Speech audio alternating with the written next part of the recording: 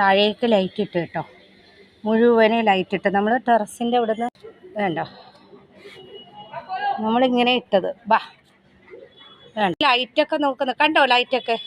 ആ അപ്പോൾ അതേ ഇവിടെയൊക്കെ ഇട്ട് നമ്മൾ ടെറസിൽ നിന്ന് അങ്ങ് അറ്റം വരെ ഇട്ട്. ആൻറ്റിയുടെ അവിടെ ആൻറ്റി ആൻറ്റി വിളിച്ചേ, ആൻറ്റി കണ്ടോ, കയറി നിന്നിട്ട് അവൻ അപ്പുറത്തെ വീട്ടുകാരെ വിളിക്കുന്നത് കേട്ടോ, ആൻറ്റിന്ന്. കാണാനില്ലല്ലോ, അപ്പോൾ അതാണ് ഈ വിളിക്കുന്നത്. ഓ ഇല്ലേ ആൻറ്റി?